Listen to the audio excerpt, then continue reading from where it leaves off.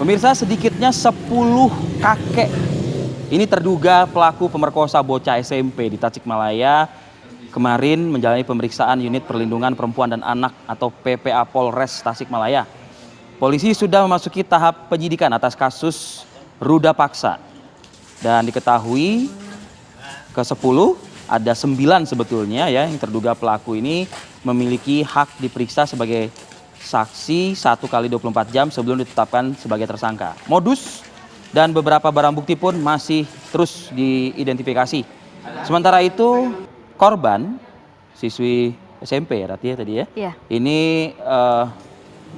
juga harus dibawa ke safe house atau mungkin lokasi yang aman begitu ya oleh Komisi Perlindungan Anak Indonesia atau KPAID Tasikmalaya. Karena kabarnya ada intimidasi berupa pembunuhan dari para pelaku yang diketahui satu kampung dengan korban.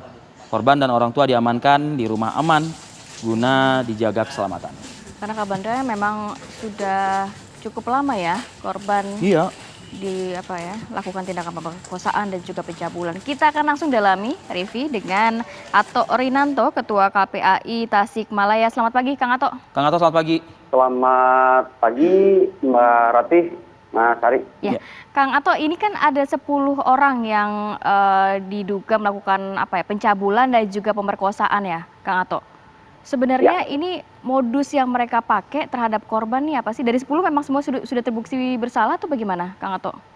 Ya, dari 10 ini 9 orang dari kemarin dan hari ini sedang menjalani pemeriksaan di Polres Kabupaten Tasikmalaya. 1 diduga masih belum diperiksa. Jadi dari 10 ini pengakuan korban kepada kami menyampaikan bahwa 6 orang menyetubuhi, kemudian yang 4 orang apa istilahnya ya? Kalau kami mungkin menggunakan bahasa mencabuli, jadi hanya meraba-raba bagian tubuh tertentu. Tapi semuanya adalah menjadi bagian yang memang dilaporkan oleh keluarga korban, Mbak Rati. Korban 1 orang siswa SMP, betul? Betul, korban siswi SMP kelas 2 yang memang hari ini usianya masih di bawah umur. Di bawah umur. Kang Ato, saya agak miris membaca subjek kakek gitu ya. Ini kalau kita jabarkan memang usia berapa para pelaku ini? Jadi Mas Ari, setelah kita melakukan investigasi ke lapangan dan juga kita melakukan pendalaman, tidak semuanya kakek-kakek sebetulnya. Kalau kami lebih cenderung mengistilahkan mungkin hanya 2 orang yang kakek-kakek yang usianya di atas 60 tahun. Ada yang 60, ada yang 60, ada yang 70, ada dan variatif ya gitu. Jadi terduga pelaku ini usianya variatif dari 35, 50, 60 karena mereka ini bersepuluh ini hakikatnya adalah komunitas mancing sebetulnya, dan di mana anak ini adalah menjadi bagian dari anak yang hobinya mancing. Gitu. Kemudian modusnya apa, Kang Ato? Sebetulnya dari pendalaman yang mengapa kami dalami, pengakuan korban kepada kami menyampaikan bahwa selalu diajak secara paksa, kemudian diiming-imingi uang, selanjutnya juga diiringi juga dengan sebuah ancaman. Ada 1 orang terduga pelaku, ada ancaman juga akan dibunuh ketika dia tidak mau melayani nafsu bejatnya. Kemudian ada juga ancaman menyampaikan kalau misalkan tidak bisa memenuhi keinginan hasratnya, maka akan diberitahu kepada orang-orang sehingga anak mengalami takut dan mengikuti apa yang diinginkan oleh terduga pelaku ini, Mbak Rati. Sudah berapa lama Kang Ato ini terjadi? 2 tahun ada ya katanya ya? Pengakuan korban kepada kami ini durasinya sejak dia kelas 1 SMP, berarti 1 tahun. 1 tahun. 1 tahun berjalan. Dan pengakuan korban kepada kami menyampaikan bahwa jadi anak ini mendapatkan uang itu variatif dari mereka. Dari 20.000, 30.000, ada yang 70, kemudian ada yang sampai 50. Dan tidak melakukan perbuatan cabul ketika anak ini sedang mengalami menstruasi. Jadi dari hari ke hari itu pengakuan korban kepada kami, dia selalu melayani si A, kemudian si B, terus menerus seperti itu. Itu pengakuan korban yang disampaikan kepada kami, Mbak Rati. Eh, ini dalam kurun waktu 1 tahun begitu. Apakah Ya. memang tidak ada upaya korban untuk mengungkap ini lebih awal begitu, tidak sampai harus 1 tahun begitu?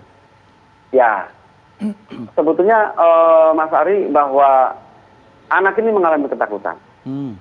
Anak ini mengalami ketakutan. Dan peristiwa ini terbongkar juga bukan dari pengakuan Sang anak. korban atau temuan dari keluarga, bukan gitu. Tetapi dari salah satu terduga pelaku itu, kalau dalam bahasa Sunda itu namanya sompral.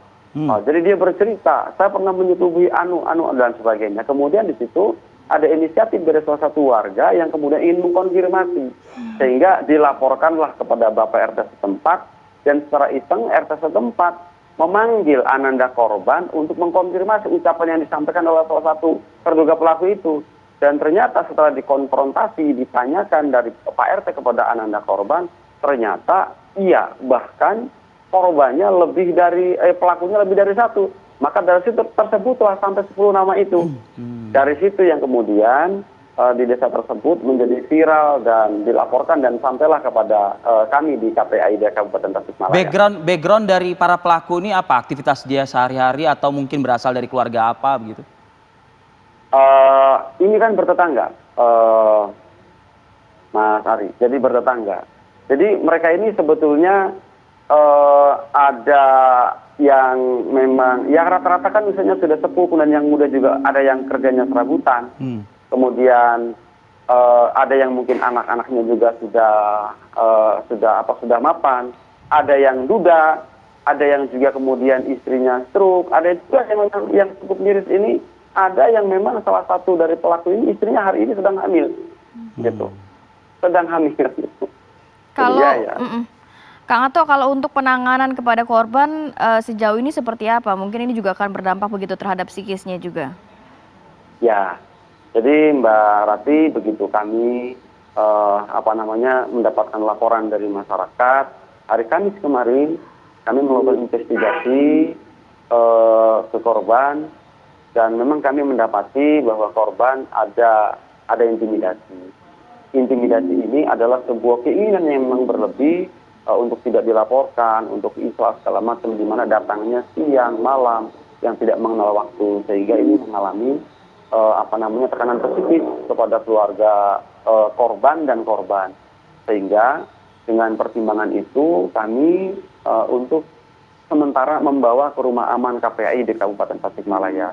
Sehingga hari ini memasuki hari ke-6, korban dan keluarga korban hari ini kami amankan di rumah aman KPAI Tasikmalaya. Untuk pemulihan psikologisnya bagaimana, Kang Ato?